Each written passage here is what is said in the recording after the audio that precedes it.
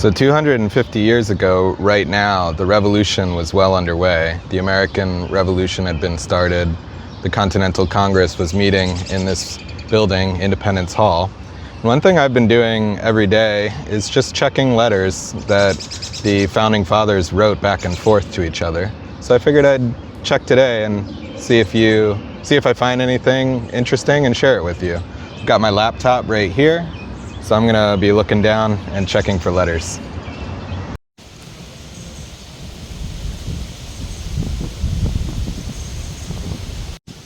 Hey folks, it's July 17th. It's a bit windy out here. I'm also a little pressed for time, and so we're gonna read the documents back home, but I wanted to show you Independence Hall today. July 17th, letters starting right now. Okay, it is July 17. Well, we're going to read the letters from July 17. We've got 7 documents here. July 17, 1775, John Adams to Abigail Adams. Benjamin Franklin to Margaret Stevenson. General orders, and then 4 documents to George Washington from various people. Patrick Henry, Jonathan Trumbull, Hunking Wentworth, and Robert R. Livingston. Okay, so we'll start with general orders, but we're definitely going to read John Adams to Abigail Adams. We'll read most of, if not all of these, but I'm particularly curious what John Adams replies to Abigail Adams regarding Mr.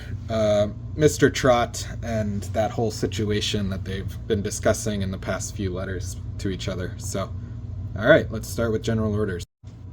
Okay, General Orders, 17th of July, 1775. Headquarters, Cambridge. Countersign, Salem. Parole, Boston.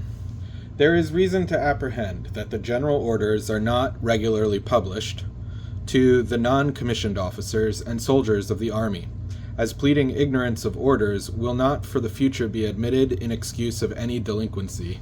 It is once more ordered that the adjutants of the several corps will be exact in seeing the orders read every evening to the men off duty to their respective corps, as they may depend upon answering before a court-martial for any neglect in obeying this order.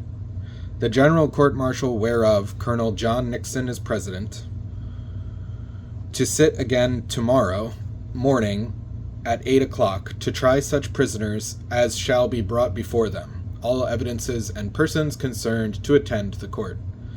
There being a great neglect in sending the returns of the Adjutant General as directed by the general orders of Friday last, especially from the regiments posted in and near Roxbury, the General assures commanding officers of corps, from whom the returns are expected, that he will not for the future pass over the slightest neglect in sending returns to headquarters, at the time directed by the general orders. If there is any remissness in the adjutants, the colonels will confine the transgressors. After orders. Captain Benjamin Perkins of Colonel Little's regiment, confined by Colonel Doolittle for assisting and abetting soldiers to mutiny, in rescuing a prisoner from the quarter guard of Colonel Doolittle's regiment, is to be tried tomorrow morning by the court-martial whereof Colonel Nixon is president, all evidences and persons concerned to attend the court. Footnote number 1. For George Washington's previous instructions concerning the communications of orders to all ranks, see General Orders on the 5th of July, 1775. We did read those, so you can go back to the video from the 5th of July and listen to those general orders. Footnote number 2. George Washington is apparently referring to the order that he gave in General Orders on the Thursday, 13th of July, 1775. We read those also. You can go read those, or go back to that video. Concerning the printed returns that were to be filled in by the regimental adjutants. See also General Orders, 12th of July, 1775. Footnote number 3, Benjamin Perkins of Newbury served until the end of 1776 as captain in the Massachusetts Regiment commanded by Colonel Moses Little of Newbury. Colonel Ephraim Doolittle, a hatter and merchant from Petersham, Massachusetts, resigned his commission in October 1775. Okay, let's just do the letters from George Washington in order. So next, from Patrick Henry to George Washington. Philadelphia, 17th of July, 1775. Introduces Benjamin Ellery of Rhode Island, who, quote, wishes to visit your camp, end quote. As an explanation, Thomas Gage Papers, the document's location indicates that the British intercepted it before it reached George Washington. Patrick Henry of Hanover County, Virginia, served with George Washington in the First Continental Congress and was a member of the Second Continental Congress until early August 1775, at which time he was appointed colonel of the newly authorized 1st Virginia Regiment and commander-in-chief of the colony's regular forces, positions which he held until February 1776. Henry was governor of Virginia from 1776 to 1779 and 1784 to 1786. Footnote number 1. Benjamin Ellery, a merchant in Newport, was a son of William Ellery, who served as deputy governor of Rhode Island from 1748 to 1750, and the brother of William Ellery, who was a member of the Continental Congress from 1776 to 1781 and 1782 to 1786. Next, we have a letter to George Washington from Jonathan Trumbull, Lebanon, Connecticut.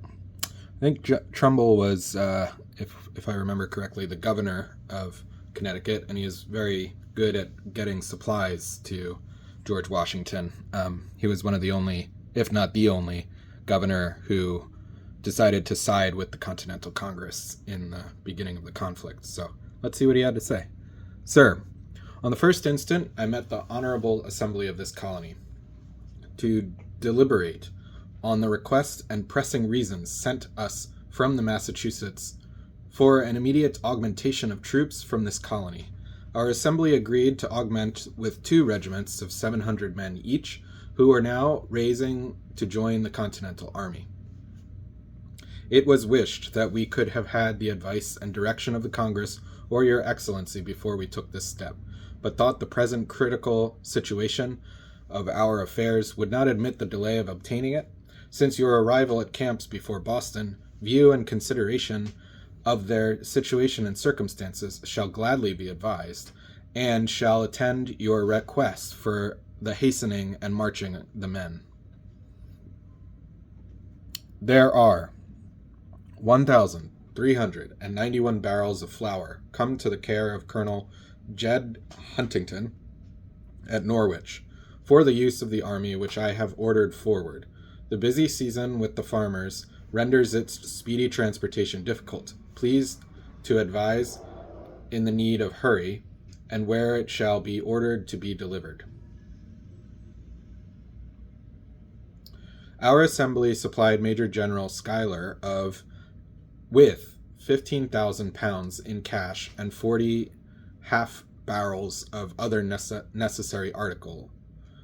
Accounts from the northward are favorable, and Brig Nancy, Thomas Davis Master, which arrived at Stonington with molasses, is removed to Norwich. She hath on board 18 or 19,000 gallons. I believe that's what that says. The Committee of Inspection and Correspondence, I trust, will take proper care respecting both vessel and cargo. The road by my door, being the nearest for post riding from Cambridge to Philadelphia, shall be obliged, whenever your Excellency has occasion to send it to that city, if the rider may be directed this way, and to call on me, for the convenience of any dispatches I may have occasion to forward by him. Fessenden has passed this way more than once. I am with great esteem and regard your obedient and most humble servant, Jonathan Trumbull. Footnote number 1. The members of the Massachusetts Provincial Congress wrote Governor Trumbull on 24th of June that in view of the incomplete state of the American army and the arrival of British reinforcements, quote, we cannot a moment longer forbear addressing your honor, the most earnestly suggesting to the immediate consideration of your General Assembly, not only with the expediency but indispensable necessity of an immediate augmentation of the troops from your colony for the most effectual strengthening of the army. We need not express to your honor the indispensable necessity of despatch in making reinforcements, nor the propriety of and advantage of marching any new levies, which your assembly may order with all possible speed, without the first raised companies waiting for the completing of others, inasmuch as your colony has here, on the spot, all the proper officers to make the necessary disposition for their reception, and as the season of their being of any advantage for the support of our colony may be irrevocably lapsed before their arrival, if the least unnecessary delay should be indulged." End quote. The two regiments authorized by the Connecticut General Assembly in its special session of 1st of July, 1775, were commanded by Colonels Charles Webb and Jedediah Huntington. Huntington joined the American army with part of his men by 9th of August, but Webb's regiment apparently did not arrive until sometime in December. Footnote number 2, Jedediah Huntington, a merchant in Norwich and son-in-law of Governor Trumbull, had been active in the Sons of Liberty and had served as an officer in the Connecticut militia since 1769. In April 1775, he was a colonel in the Lexington Alarm, and during the next 2 years he commanded one or another of Connecticut's regiments in the Continental Army. He became a Continental Brigadier General in May 1777 and served until the end of the war.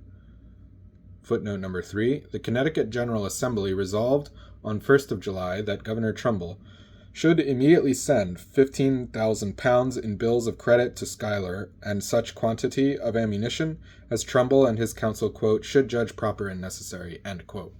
Footnote number 4, for a discussion of the brigantine Nancy and her cargo, see John Thomas to George Washington, 10th of July, 1775. I believe we read that, didn't we? Let's click there. Yeah, we read this, but it's quite short, so you can read it again if you want. Next up, we have to George Washington from Hunking Wentworth. What a name. Hunking Wentworth. Portsmouth, New Hampshire, 17th of July, 1775. Encloses on behalf of the Portsmouth Committee of Safety, quote, an authenticated copy of a vote passed by them for the preventing the admission of our inhabitants into the camp, upon speculation, without a recommendation or pass first had and obtained from them. Their inducements to this measure arises from their fears that some may be too freely and incautiously admitted, who are suspected of a want of that attachment and cordiality to our cause, that we have a right to expect from those who are indulged with every privilege in common with us all, end quote. He communicates the committee's congratulations to George Washington on his appointment to command the American army and their wishes for his success. Explanation. Hunking Wentworth, quote, an old gentleman of 78 years, and lately extremely impaired by recent epileptic fits, end quote, was chosen in October 1774 to be chairman of the Portsmouth, New Hampshire, quote, Committee of Ways and Means, end quote, which later became the town's Committee of Safety. A prominent resident of Portsmouth for many years, Hunking Wentworth was an uncle of New Hampshire's last royal governor, John Wentworth. Okay, let's, next we'll check out the final letter. Oh, this is not from George Washington. I misread this. Okay. To John J. from Robert R. Livingston. 17th of July, 1775, Belvedere. Dr. John, or Dear John, Dr. John, I take the opportunity of Benson's going to New York to let you know what pleasure I should receive in hearing by the return of the post, since Benson will return in a few days and deliver safely any letter you may enclose him, and I shall wait here till you think that it is necessary I should come to you. I confess that after breathing the pure air of the country, I dread the idea of a hot room at Philadelphia. I am sorry to say that the spirit of Toryism is far, far from being subdued in this province. One Leicester is very active in Dutchess County, and has got several signers to a counter association. How far it might be proper to apprehend him, I leave to your judgment. For my own part, I dread a division among ourselves infinitely more than the power of Great Britain. It may not, however, be improper to mention to you that there is one Volumes, or some such name, a young lad who pretends to have escaped from the man of war. He is what they call a candidate for the ministry,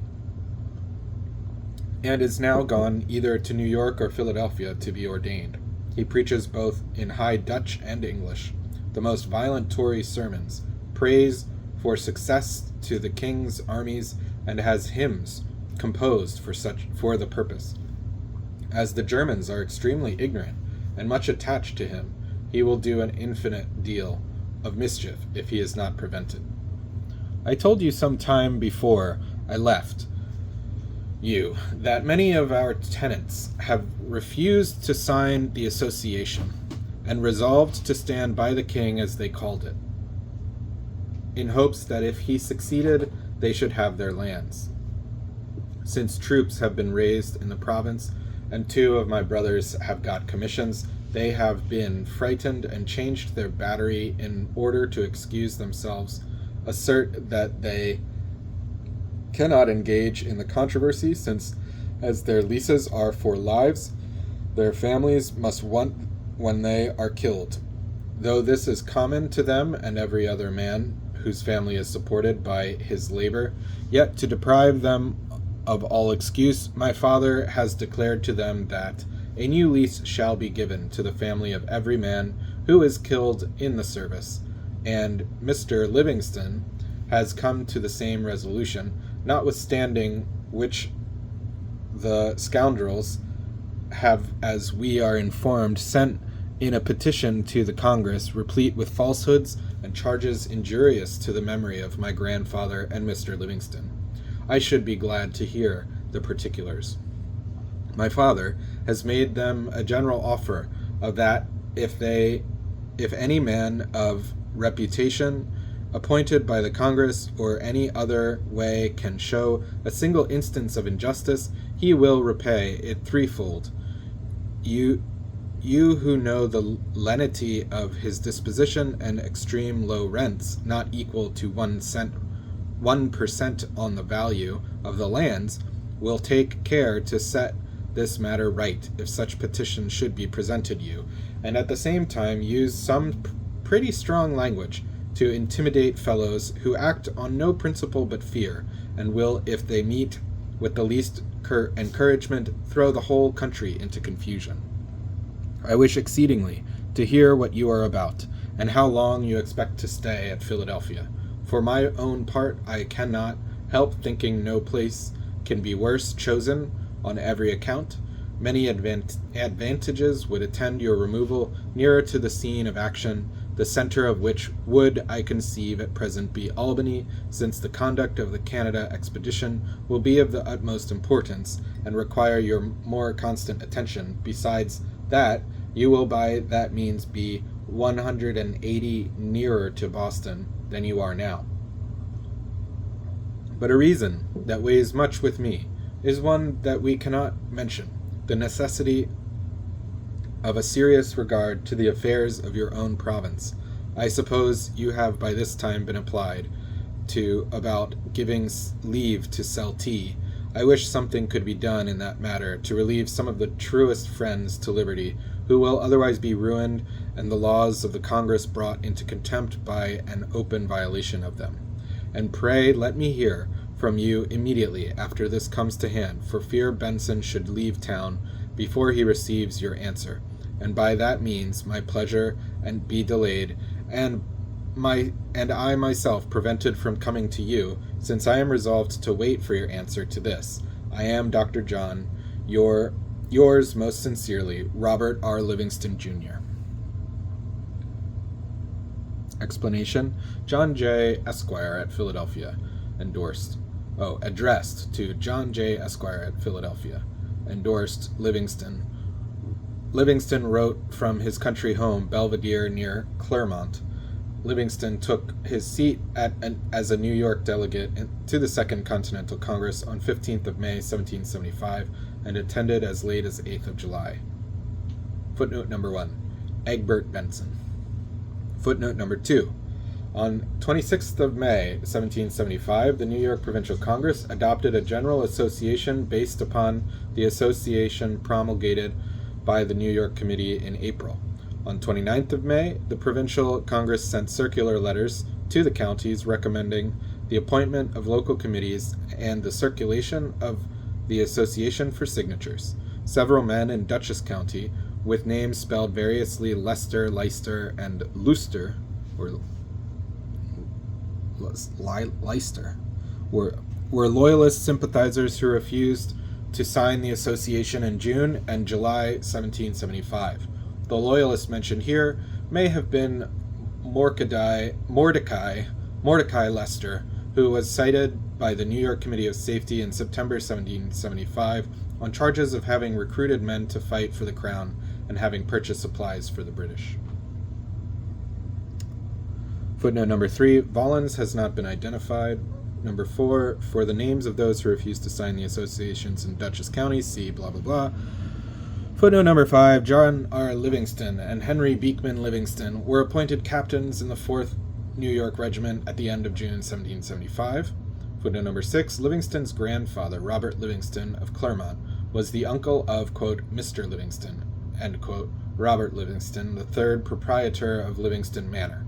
His father was Judge Robert R. Livingston, Sr. No petitions from the Livingston tenants to the Provincial Congress have been located. Footnote number 7, Major General Philip Schuyler, commander of the Northern Department for the Continental Troops, was instructed to invade Canada and to seize points required for the security of the colonies on the 27th of June, 1775. Schuyler began his march from Ticonderoga to Canada on 28th of August. Footnote number 8, see below, etc. Okay, now let's do From Benjamin Franklin to Margaret Stevenson, 17th of July, 1775, Philadelphia. My dear, dear friend, all trade and business, building, improving, etc., being at a stand here, and nothing thought of but arms, I find no convenience at present of putting out your money in this country, and therefore have concluded not to draw it over, but return it into your hands, and accordingly enclose an order for it on Masters John and Robert Barclay, Cheapside, with whom I left it. I send you also enclosed an order on Brown's and Collinson for £260 more, supposing by the sketch Mr. Williams made of our accounts that I may owe you about that sum. When they are finally settled, we shall see where the balance lies, and easily rectify it. In the meantime, you will be in possession of a complete £1,000, which, as a friend, I would not advise you to trust in your stocks. For Britain, having begun a war with us, which I apprehend is not likely to soon be ended, and may possibly draw on one with some European power, there is great probability of those stocks falling headlong, as you remember the India did. You had better, therefore, I think, put your money out on a good mortgage of land. I received what you sent me per Major Trent, and since your kind letter of April 24th, I rejoice to hear you are well and happy. I am well, and as happy as I can be, under the fatigue of more business than is suitable to my age and inclination, but it follows me everywhere, and I submit. I am delighted with my little family. Temple is with his father. He has written to you, and to his other friends. My respects to Mr. and Mrs. Elphinstone, when you see them. I shall write to them when I can, for I think we are much indebted to them for the improvement of that fine boy. My love to dear Polly and Dolly. I shall write to them by next opportunity. I pray God to bless and preserve you, being ever my dear friend, yours most affectionately, Ben Franklin. Mrs. Stevenson. Footnote number 7. His footnotes are always out of order. That's so funny. Footnote number 7. For Mrs. Stevenson's intention of investing in Pennsylvania and the confusing record of the transactions that followed, see above, etc. With the present letter, Benjamin Franklin enclosed a draft for £740 on the Barclays, plus that for £260 on Browns and Collinson, etc. Footnote number 8. In 1769, when the outbreak of war in the Carnatic and the rumor of impending French intervention drove down the company's stock by almost 10%, Lucy Sutherland, etc. That's regarding the India reference. Footnote number 9. The letter, which is above, mentions but does not explain what she entrusted to William Trent. Footnote number 1. James Elphinston had for many years been responsible for William Temple Franklin's education. That's Ben Franklin's grandson, which had included dancing, drawing, music, and tea in the parlor, quote unquote. See the Schoolmaster's Bill, January 4th, 1775, in a collection of Ben Franklin's Bills and Business Memoranda, 1775 to 89. The young man's identity had not been divulged in America, or, at least formally, in Craven Street. See the note on Benjamin Franklin to Macomb above, June 17th. We read that note, you can go find it. But the casual reference to him here suggests that the secret was out by the time he and Benjamin Franklin left for home. Finally, let's read John Adams to Abigail Adams, 1775. 17th of July, 1775. Philadelphia.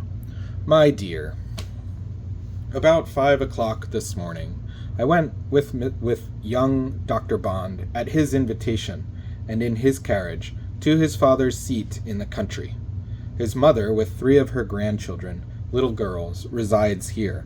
The old lady has lately lost 2 of her children grown up, and as she cannot forget them, retires to this little box to indulge or assuage her grief. The house is only one small room, with 1 chamber over it, but the farm is large, the gardens very spacious, the orchards noble, and the fruit trees very numerous and of great variety. Noble rows of poplar trees, in Europe they are called tulip trees, a more noble and beautiful tree than our lime trees. The house stands upon the highest land that is anywhere to be found in the neighborhood of this city. The prospect round it is rural, very spacious and very agreeable. The air is very pure. We breakfasted upon balm, tea, and bread and butter. A most amusing and refreshing excursion we had, and such excursions are very necessary to preserve our health amidst the suffocating heats of the city and the wasting, exhausting debates of the Congress. This young Dr. Bond is above 30, perhaps near 40. He has lost his wife and has 2 pretty little girls, one about 10 years old, who sings most sweetly and dances delightfully. He is the Tom Brattle of Philadelphia, fat and jolly, a lover of pleasure, educated at the college here, has been in trade and sunk his father 5,000 or 6,000 pounds sterling, and then returned to the study and practice of physic. Wine and women he uses very freely. There is a pretty girl in a chamber opposite to his lodgings in the city, with whom he is supposed to have connections. Epicurism and debauchery are more common in this place than in Boston.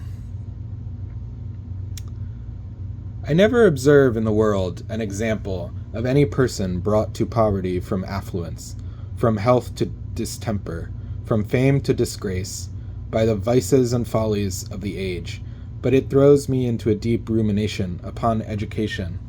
My poor children, I fear, will lose some advantages in point of education from my continual absence from them. Truth, sobriety, industry should be perpetually inculcated upon them. Pray, my dear, let them be taught geography and the art of copying, as well as drawing plans of cities, provinces, kingdoms, and countries, especially of America. I have found great inconvenience for want of this art, which I have had to contemplate since I have had to contemplate America so much, and since I had to study the processes and operations of war. But their honor, truth, in one word, their morals, are of most importance. I hope these will be kept pure. Footnote number 1. Thomas Bond Sr. studied medicine in Annapolis and in Europe, and is best remembered for suggesting the idea and collaborating with Benjamin Franklin in founding the Pennsylvania Hospital, 1751 to 1752. His wife was the former Sarah Roberts. Their son, Thomas, College of Philadelphia, 1760, served as a medical officer during the Revolution. Now, I have a second channel called Solgood, Solguud, and if you want to go